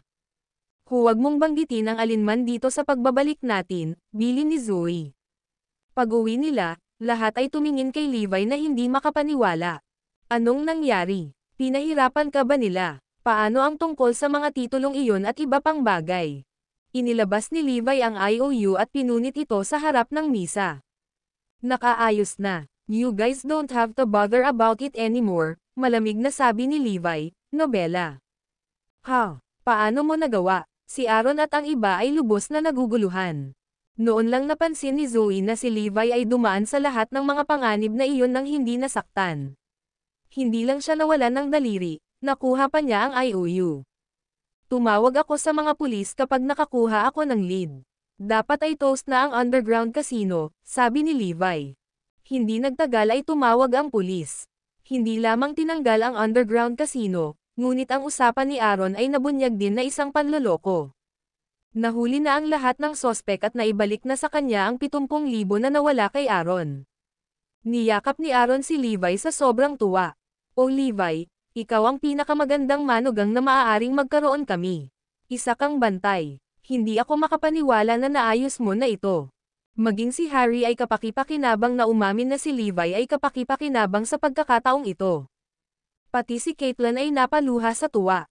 Kung tutuusin, muntik nang masira ang pamilya Lopez. Gayunpaman, hindi kayang maging masaya ni Zoe. Tiyak na hindi hahayaan ng pamilya Rogers ang slide na ito. Ang video na ito ay edited by Urban TV. Kabanata 129. Sa opinyon ni Zoe, ang pagkakakasala sa pamilya Rogers ay higit na isang krisis kaysa dito. Sa pag-iisip na malamang nalipulin nila ang buong pamilya Lopez dahil dito, sinabi niya kay Levi ang lahat sa sandaling bumalik sila sa Bayview Garden. Oo, alam ko. Tumango si Levi. Ano ang susunod nating gagawin? Malaman na ito ng pamilya Rogers sa lalong madaling panahon. Na-stress si Zoe sa sukdulan. Huwag kang mag-alala. Nakuha mo pa rin ako. Ngumiti si Levi. Hindi naman maniniwala si Zoe kung sinabi iyon ni Levi noon pa man. Gayunpaman, nakaukit sa kanyang isipan ang eksena ni Levi na pumasok sa bintana. Pinaramdam nito sa kanya na ligtas at secure siya, at hindi na siya natatakot na harapin ang mundo kasama si Levi. Bukod dito, kung tatanungin sila ng pamilya Rogers, pakiramdam niya ay maaari niyang pakiusapan si Pamela. Sa gabi, habang naglilibot sa iba't ibang channel ng balita sa kanyang telepono sa kama, nakita ni Zoe ng isang nakakaintriga na balita na nangyari sa mga lansangan ng Northampton. May isang military helicopter na nagpadala ng nakaparada sa plaza kung saan may sumakay dito nang hindi tumitingin. Sa ilang kadahilanan, iniugnay talaga ni Zoe ang helicopter kay Levi. Pagkatapos ng lahat, ang mga figure ng tao sa imahe ay mukhang katulad sa kanya, kahit na ito ay malabo. Si Levi kaya ang dumating sa Sheraton Hotel sakay ng helicopter at pumasok sa bintana sa ika-30 palapag. May posibilidad. Kung hindi, ano pang paliwanag ang maaaring mayroon? I'll have to look for witnesses kapag may time para makita kung si Levi ba ang sumakay sa helicopter na iyon. Ang Golden Villa, ang nangungunang luxury villa sa Northampton, ay sumasakop sa isang lugar na higit sa 50 ektarya. Ito ay kung saan naninirahan ang maharlikang pamilya Rogers. Nang gabing iyon, malungkot at patay ang kapaligiran sa bahay. Kung tutuusin, si Oswald, ang tagapagmana ng pamilya, ay muntik ng bugbugin at wala pa ring malay. Ang buong pamilya Rogers ay nagalit. Sa kaawa-awang tanawin ng kanyang apo, si Glenn ay naglabas ng isang aura ng napakalakas na puwersa. Si Glenn ay minsang lumaban sa larangan ng digmaan. Bagamat nagretiro na siya sa militar, kitang-kita pa rin ang kanyang matapang at dominanteng aura. Sa pagtatapos ng kanyang karera sa militar, si Glenn ay nagsilbi bilang isang instructor. Siya ay nagturo sa maraming mga mag-aaral at ang ilan sa kanila ay matatagpuan na ngayon sa bawat pangunahing lugar ng digmaan, tulad ni Stephen Shaw, ang koronel ng Northampton 1st Metallic Regiment. Sa paglipas ng mga taon, naging malaking tulong si Stephen sa pamilya Rogers. Bukod sa sariling lakas ng pamilya Rogers, ang network ng mga koneksyon na naipon ni Glenn sa nakaraan, na sumasaklaw sa mga grupo ng militar, politika, at negosyo, ang nagbigay daan sa pamilya Rogers na makamit ang kanilang kasalukuyang antas ng tagumpay. Sa makatuwid, kahit anong oras ng araw na iyon, ang kanyang mga estudyante ay palaging nasa kanyang beck at calls. Sino ang gumawa nito? Tanong ni Glenn. Isang maamo na mukhang nasa katanghaliang gulang na lalaki ang humakbang pasulong. Siya si Anthony, ang ama ni Oswald. Tatay, si Levi Garrison iyon. Ito ay isang malaking negosyo. Si Oswald ay binugbog niya dahil sa paggawa ng mga malaswang galaw kay Zoe sa hotel. Ngunit ang punto ay, ang underground casino ay tinanggal, at sila ay nagalit sa Oswald. Napakadi magandang tingnan ng ekspresyon ni Anthony. Talaga bang pag-aari ni Oswald ang underground casino? Tanong ni Glenn na madilim ang mukha. Tumanggaw si Anthony. Oo, ito nga. Kakatawag lang ni Fred Turner mula sa Criminal Investigation Team para kumpirmahin. Kahit na ang kapitan, si Xavier Fields, ay alam ang tungkol dito. Isang mapanlinlang na problema kung babalikan natin si Levi para dito. Anong sabi ni Fred? Tanong ni Glenn. Alam nila ang tungkol sa pag-atake kay Oswald, ngunit pinayuhan nila kami na pakinisin ang mga bagay at itinuring ito na parang hindi ito nangyari, sabi ni Anthony. Hindi ngayon ang magandang panahon para makipagkita sa isang sakuna kapag malapit na ang pagdiriwang ng ika-40 anibersaryo ng Rogers Group. Sobrang laki lang ng impact, napabuntong hininga si Glenn. Ang video na ito ay edited by Urban TV. Kabanata 130. Gayunpaman, binago ni Glenn ang paksa pagkatapos. Pero tingnan mo ang apo ko. Paano ko masisilayan ito? Tulad ng sinabi mo, malapit na ang selebrasyon. Balikan natin si Levi pagtapos na, may nagmungkahi. Okay, bibigyan natin siya ng ilang araw para magpakatanga, tapos gusto ko siyang patayin, anuman ang kanyang background o kapangyarihan. Sabi ni Glenn sa malayo. Pagkatapos, nang may naisip siya, sinabi niya, Ipaalam ko sa mga estudyante na dumalo sa pagdiriwang. Nakaramdam ng excitement ang lahat nang marinig iyon. Ang ilan sa mga estudyante ni Glenn ay nagsilbi sa mga lugar ng digmaan, at ang iba ay nasa politika. Sa mga tuntunin ng edad, sila ay nasa 30 hanggang 40 taong gulang at bawat isa sa kanila ay nasa kasaganaan ng kanilang buhay. Lahat ay may hawak na maimpluwensyang posisyon, tulad ni Stephen Shaw. Isang kahanga-hangang tanawin na makikita ang gayong mga tao na nagsasama-sama para sa pagdiriwang. Sa mga sumunod na araw, hindi nangyari ang pinag-aalala ni Zoe at kinabahan siya. Pagkatapos noon, nalaman niya sa pamamagitan ng mga koneksyon na ang kasino ay pag-aari ni Oswald, na nagpapaliwanag kung bakit iniwan ito ng pamilya Rogers. No wonder sobrang confident si Levi. Alam niyang hindi maglalakas loob ang pamilya Rogers na ipaalam ito sa publiko, nakangiting sabi ni Zoe. Sa katunayan, hindi alam ni Levi ang tungkol dito at naghihintay pa rin sa pamilyang Roger na maghayganti. Nagulat siya nang malaman niya ang tungkol dito mula kay Asher Dragon. Sinasabi na ang pamilya Rogers ay magkakaroon ng kanilang ika-40 anibersaryo ng pagdiriwang makalipas ang 1 linggo. Akala ko natatakot sila sa maapektuhang ay dudulot nito kung gagawa sila ng hakbang sa iyo ngayon, sabi ni Asher Dragon. Napangiti si Levi sa labi. Pagdiriwang ng ika-40 anibersaryo. Mabuti, pupunta ako doon para ibigay sa kanila ang regalong makukuha nila. Dapat mapuksa ang pamilya Rogers. Hindi lang si Oswald ang namuno sa buong pagsasabuatan noon, ngunit bahagi din nito ang pamilya Rogers, nobela. By the way, Sir, alam ko na ang hiniling mong imbestigahan ko. Ang pamilyang Rogers ay nagtataglay lamang ng bahagi ng mga pangunahing teknolohiya ng Levi Group. Ang iba pang mga pangunahing teknolohiya ay nawala, ngunit may mga kaukulang produkto sa merkado, sabi ni Asher Dragon. Dahil sa inspirasyon ng nangyari kay Oswald, naramdaman ni Levi na malamang na may iba pang puwersa na tumutumbok sa kanya noon bukod sa pamilyang Garrison at sa pamilya Rogers. Ang Levi Group, na itinatag ni Levi, ay pangunahing kasalarangan ng medisina at agham at teknolohiya. Sa oras na iyon, pinalakas niya ang volume hanggang 11 at pumasok sa palengke, at itinuring na sinamantala ang maraming tao. Ang pangunahing teknolohiya na binuo ng kanyang club ay lalo na nakakatakot, dahil pinataas nito ang net worth ni Levi ng bilyon-bilyon sa loob ng 1 taon. Maraming tao ang naghangad sa pangunahing teknolohiya ng Levi Group, at mas maraming tao ang nagnanais na patayin siya.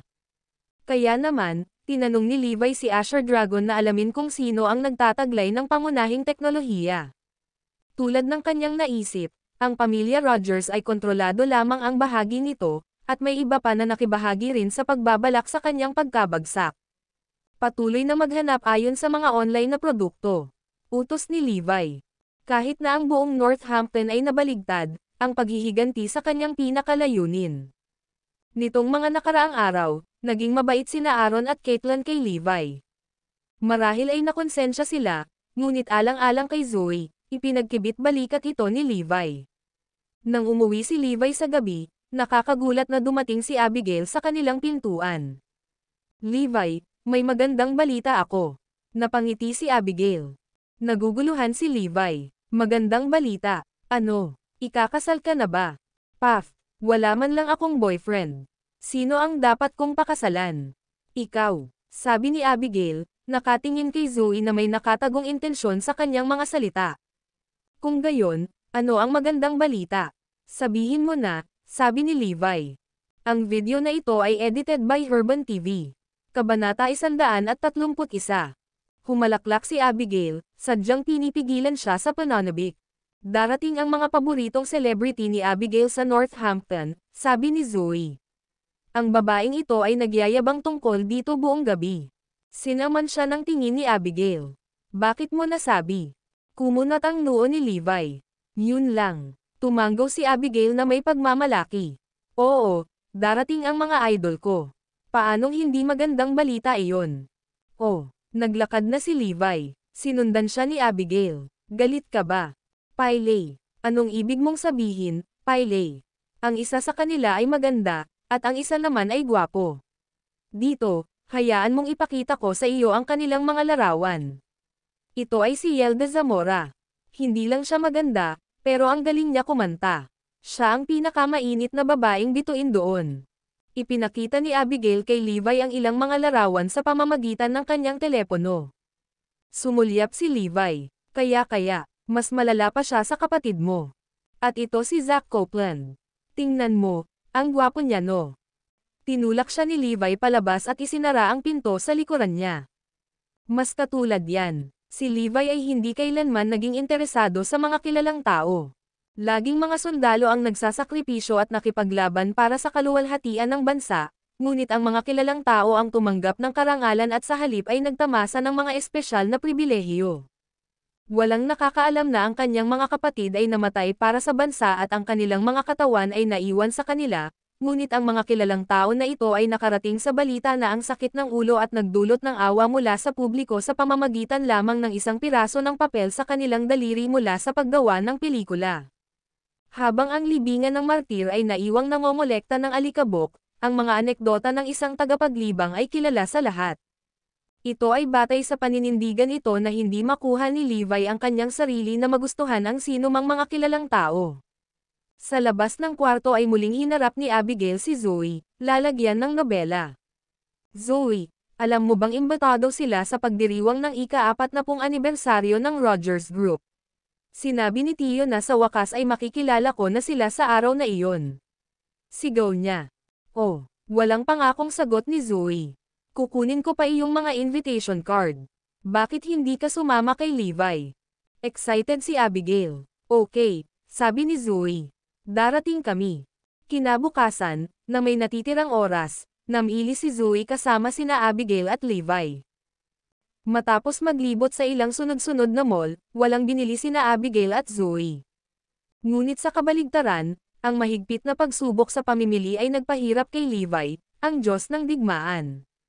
Ang pamimili kasama ang mga babae ay higit na nakakapagod kaysa sa pagpatay sa mga kaaway sa larangan ng digmaan.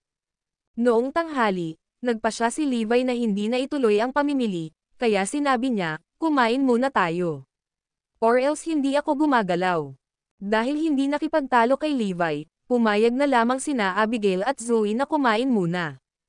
Iyan ang Northampton Center sa unahan. Punta tayo dyan. Napagod talaga si Levi. Pagdating sa Northampton Center, nagulat sila nang makita ang mga tao sa 2 beses na mas marami kaysa karaniwan. Maraming tao ang nakasuot ng pare-pareho, nagmamadali sa isang direksyon, at may hawak na tila isang light stick sa kanilang mga kamay. Nang makita ang karamihan, si Abigail ay tuwang-tuwa sa kagalakan. Diyos ko, narito ang aking mga idolo. Hindi ako makapaniwala na may event sila sa Northampton Center ngayon. Kinaladkad ni Abigail si Levi at Zoe papunta sa harapan. Dahil may elevator sa unahan, tumahimik si Levi. Pagdating lang sa gitna ng mall ay napagtanto ni Levi kung gaano ito nakakatakot. May entablado sa harapan, na inaakala niyang lalabas ang mga celebrity, at maraming tao sa likod ng stage, kung saan nakastandby ang mga celebrity kabilang sina Yelda Zamora at Zach Copeland. Nandito sila para makilahok sa kanilang aktibidad sa negosyo para kumita ng mabilis na pero bago dumalo sa pagdiriwang ng ika-40 anibersaryo ng pamilya Rogers. Gayunpaman, ang pinakamaraming bahagi ay mayroong libu-libong tao na nagtitipon sa paligid ng entablado. Ang video na ito ay edited by Urban TV. Kabanata 132. Hindi lang iyon, mayroon ding mga tao sa paligid ng guardrail sa ikalawa, ikatlo, ika-4, at hanggang sa ika-10 palapag. Hindi maisip ni Levi kung gaano karaming mga tagahanga ang nagtipon ngayon. Mayroon bang hindi bababa sa 1,000 sa kanila? Ang mga tagahanga ay sumisigaw ng pangalan ng kanilang idolo na parang mga mananampalataya na na-brainwash, at sumama rin si Abigail nang dumating siya. Mahigit 100 security guard ang nagbabantay sa paligid ng entablado upang panatilihing nasa labas ang mga panatikong tagahanga. Pati ang entablado ay kinulong ng barikada tape. Hindi kinaya ni Levi ang ganoong eksena. Inis na hinailan niya ang mga kamay ni Zoe at dirdiretsong naglakad papunta sa elevator. Nasaan si Abigail? Bago niya namalayan, nawala na sa kanyang paningin si Abigail. Makikipagkita daw siya sa mga idol niya at sinabihan kaming kumain muna. Hahapin niya tayo mamaya, sabi ni Zoe. Sige. Papasok na sina Levi at Zoe sa elevator nang pigilan sila ng ilang security guard. Hindi ka makakasakay sa elevator. Malamig na sabi ng security guard sabay stretch ng braso. Bakit? Nangunot ang noo ni Levi. Ang mga hindi awtorisadong tao ay hindi pinapayagang gumamit ng elevator ngayon maliban sa mga miyembro ng kawani at mga celebrity team, paliwanag ng security guard. Ngumisi si Levi. So sinasabi mo na may mga espesyal na kasama ang mga celebrity? Oo, para masiguro ang kaligtasan ng mga celebrity, bawal kayong sumakay ng elevator. Walang awa na sabi ng security guard. Halika na, subukan natin ang escalators. Dumating sina Levi at Zoe sa escalator, ngunit pinigilan muli sila ng mga security guard sa parehong dahilan. Tumangala si Levi para makita lahat ng escalator ay nakurden mula sa unang palapag hanggang sa ika-10 palapag. Maya-maya lang ay nakatanggap si Zoe ng tawag mula sa trabaho at umalis, naiwan si Levi na walang choice kundi ang kumain ng mag-isa. Ang lugar na iyon ay hiwalay sa isang ito, sabi ng security guard, na nakaturo sa kabilang panig. Maaari kang sumakay ng escalator doon. Tumingin sandali si Levi sa paligid.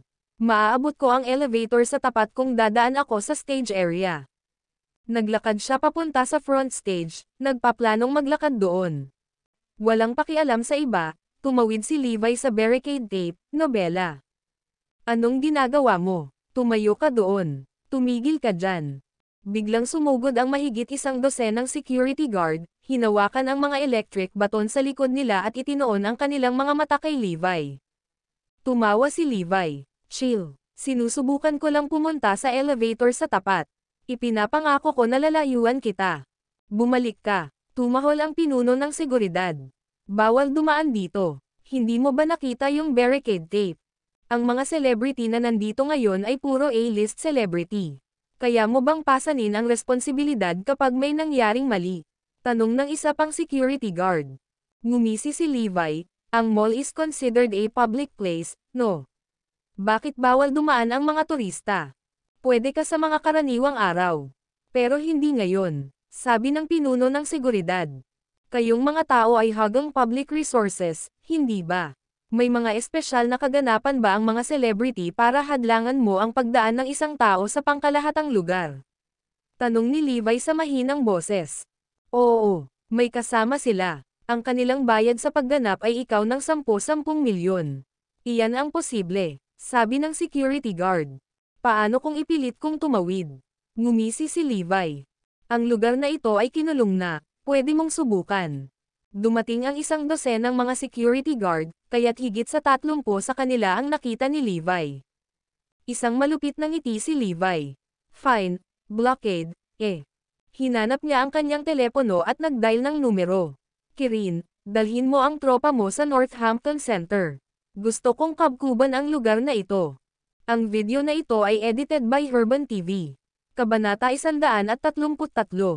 Paano mo ito tinatawag na blockade? Ipapakita ko sa iyo kung ano ang hitsura ng isang tunay na blockade. Nangingibabaw ang galit kay Levi. Kung hindi niya guguluhin si Kirin. Nang makita kung paano nagpapahayag si Levi tungkol sa pagkubkob sa Northampton Center, ang mga security guard ay tumawa ng kalokohan.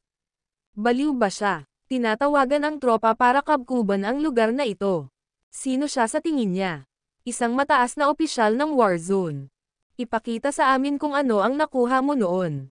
Ang kaguluhan dito ay agad na nakakuha ng atensyon ng celebrity team na lumapit sa kanilang celebrity manager, nagtatanong kung ano ang nangyayari. Ang pinuno ay si Monica, ang manager ni Yelda Zamora. Siya ang nangungunang celebrity manager sa entertainment industry, na siya lang ang nag-aayos ng event ngayon. Sa madaling salita, siya ang may huling say. Binaril ni Monica si Levi ng nagyayelong titig. Ano ang problema mo? Hindi mo ba nakikita na nakaharap ang lugar na ito? Isang bahaging pidgel na tawa ang ibinigay ni Levi. Sino ang nagbigay sa iyo ng karapatang gawin iyon? Natigilan si Monica sa tanong na iyon. Isang tanong na hindi niya alam at hindi niya naisip ang sagot. Kung tutuusin, naging normal na sa mga kilalang tao ang lumabas kasama ang mga bodyguard, mag-ukupa ng isang lugar at magkordon sa isang lugar. Kaya naging default na ito. Ang mga kilalang tao ay may likas na marangal na pagkakakilanlan na may napakataas na halaga. At dahil dito, walang pinayagang lumapit sa kanila. Kaya't ang mga kalsada ay naharang upang maiwasan ang mga pedestrian na dumaan kapag sila ay nagsushoot ng mga variety show. Para bang ang pagpasok nila sa ito ay ibinigay sa tahimik na pagsang-ayon, at ang dumadaan ay sinasadyang sumunod dito. Kaya, sila ay ganap na nahuli at hindi alam kung paano sasagutin ng itaas ni Levi ang tanong na iyon. Nandito ngayon ang lahat ng A-list celebrities ng Erodia. Ang mga ito ay marangal at walang bilyon. Tatangkilikin nila ang kaganapang ito. Kung ang sino man ay nagpapahintulot na pumunta at umalis ng malaya sa panahong ito, ano ang pagkakaiba ng ating mga artista at mga ordinaryong tao? Putol ni Monica. Tumawa si Levi. So ibig mong sabihin na ang mga celebrity ay mga taong may katayuan? Oo, pwede mong sabihin yan. Pagkatapos ng lahat, ang kanilang ginawa ay higit pa sa may isip mo. Tama lang na tamasahin nila ang kaganapang ito. Mataimtim na sabi ni Monica. Hindi mo man lang ba iniisip na gumawa ng gulo dito o ibibigay ka namin sa pulis? Pagbabanta pa niya. Dugong F***. Nagmura si Levi. Gusto ko lang sumakay ng elevator at kumuha ng pagkain, pero nandito kayong dal tungkol sa pagharang sa ganito at ganyan. Kung iyon ang gusto mo, ipapakita ko sa iyo kung ano ang hitsura ng isang tunay na blockade. Natawa naman si Monica at ang iba sa katapangan ni Levi. Isang tunay na blockade. Ano ang impyerno ay isang tunay na blockade? Niloloko mo ba ako? Tatawag na sana si Monica ng security para paalisan siya ng mag-wild ang crowd sa kanilang celebrity na naglalakad. Agad namang lumapit si Monica sa kanila. Ang dalawang bituin sa pangunguna ay mukhang napakasilaw. Maaari silang makilala sa unang tingin, kahit nasa isang dagat ng mga kilalang tao. Ang lalaki, na ang balat ay maputi, ay nakasuot ng puting suit. Naglabas siya ng feminine aura na pinaka-naaayon sa kontemporaryong pamantayan ng isang hunky boy next door.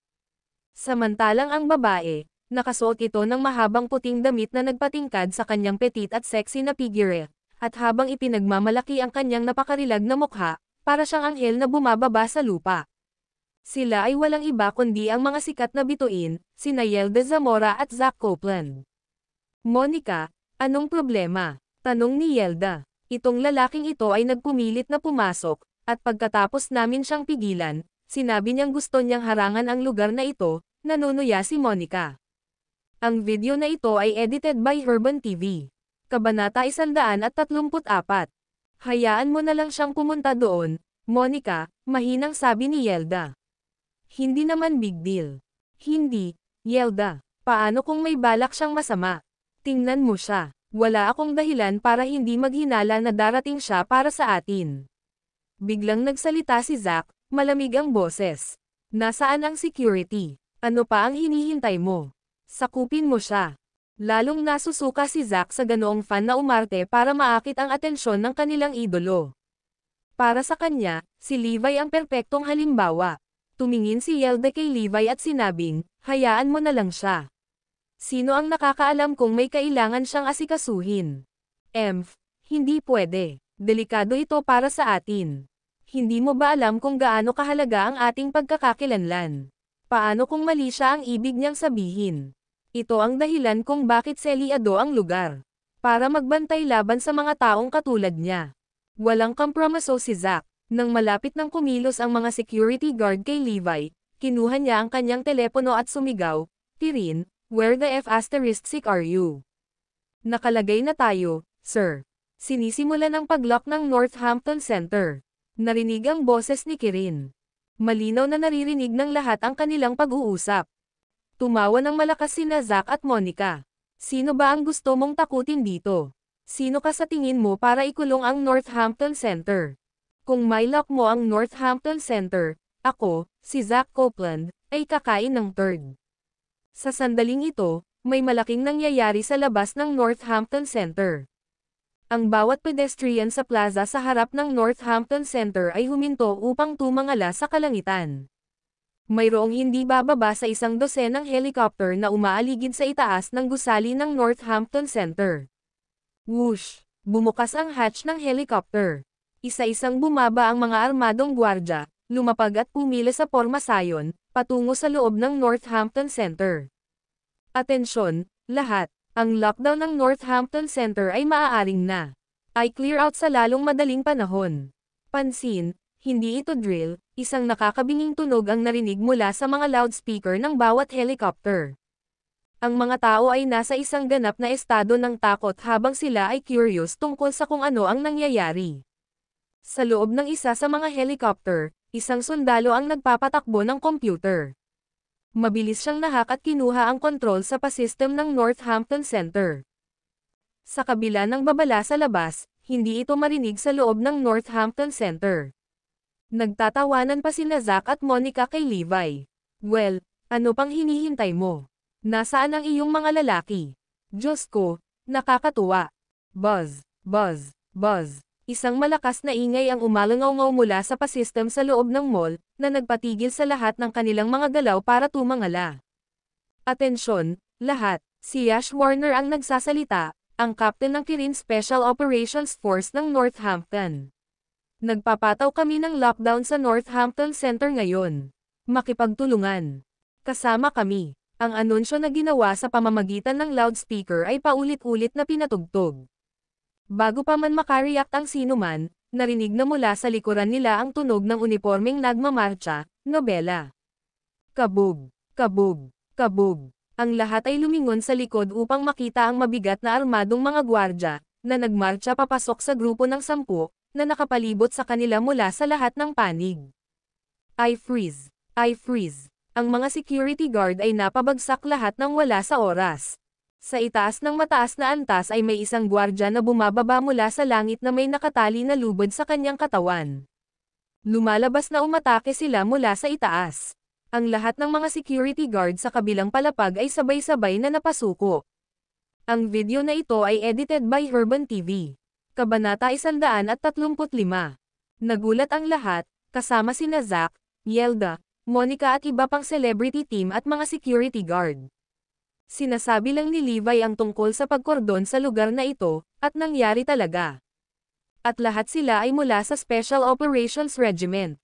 Sa susunod na sandali, tinanggal ni Levi ang lahat ng nakakainis na barikada ng mga tape sa harap ng kanilang mga mata at pinalitan ang mga ito ng mga militar. Ang barikada tape na inilagay ng mga security guard mula noon ay para hadlangan ang publiko sa paglapit sa mga artista. Ngunit ang punto ng military tape ngayon ay palibutan ang celebrity team. Nagsisiksikan ang lahat, nanginginig sa takot. Paano kung sila ay nagkaroon ng kasabihan at katayuan? Natakot sila gaya ng dati na makaharap ang Special Operations Regiment. Sa sandaling iyon, si Yash Warner, na ang boses ay narinig mula sa pasistem, ay nagpakita na may hawak na loudhailer sa kanyang kamay, binabalaan pa rin ang mga tao. Ngunit sa parehong oras ay pinapawi ang kanilang pagkabalisa sa pamamagitan ng pagsasabi sa kanila na ito ay isang simpleng paglock. Si Yash ay armado hanggang sa ngipin at may ilang granada na nakasabit sa kanyang dibdib. Nakasunod sa likuran niya ang 12-12 ng sanay na mga sundalo na nagjo-jogging hanggang sa harapan ng entablado, nakatayo sa harap ni Levi sa gitna ng nakakatakot na tingin ng kadre ng mga kilalang tao. Nag-uulat, sir, sigaw ni Yash. Nagbibigay ng military salute.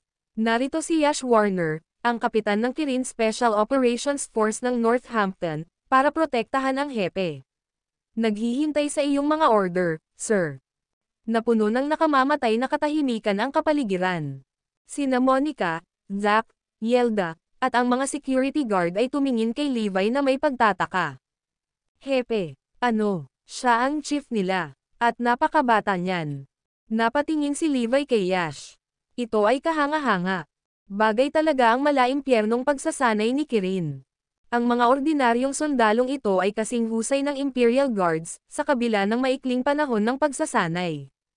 Manam, ang bilis. Tumango si Levi, saka tumingin kay Monica, Zack at sa iba pa. Ito ang tinatawag mong blockade. Naiintindihan mo na ba ngayon? Pawis na pawis ang lahat sa sinabi ni Levi. Sa sobrang takot ay muntik na silang mahimatay. Gayunpaman, isang bagay na maaari nilang tiyakin na si Levi ang pinuno ng mga war zone. Hindi katakataka na punong-puno siya ng kanyang sarili nang sabihin niyang ay kordon niya ang Northampton Center. May kapangyarihan talaga siyang gawin iyon. Nagdilim ang mukha ni Zack nang maalala niya ang sinabi niya tungkol sa pagkain ng third kung makordon ni Levi ang lugar na ito. Ang pagkakakilanlan ni Levi ay hindi inaasahan. Sinong mag-aakala na ang isang dumaan na kukuha lang ng kainan ay siya pala ang hepe na maaaring magpatawag ng Special Operations Regiment sa isang salita lang. Kinilig ang lahat nang mapansin ang mahigpit na tingin ni Levi sa kanila. Ayon sa iyong lohikal na pag-iisip, dapat akong maging kasing haral mo, tama. Ngumisi si Levi. Same time na tumanggo sina Monica at Zack. Oo, oo, oo. Siguradong isa kang marangal na katayuan, Chief. Kung gayon, dapat ko bang tangkilikin ang mga espesyal na kakayahan at sakupin ang mga pangkalahatang kalikasan ng walang kabuluhan? Tanong ni Levi. Siguradong. Ano ang sinasabi mo, Chief? Magagawa mo lahat ng gusto mo. Natural, naging masunurin at masunurin sina Monica at Zack, gustong makipagkaibigan sa hepe. Ngunit tumaas ang boses ni Levi sa sumunod na segundo. Ang ibig sabihin ba nito ay dapat akong magsama ng isang tropa para ay kordon ang lugar na ito para lang kumain sa mall? Ha? Dahil sa biglang galit ni Levi, kinilig si Monica at iba pa. Pribilehiyo. Napakaraming tao na may mga kasapi. Kung lahat ng tao ay umaasa sa iyo, hindi ba't ang gulo?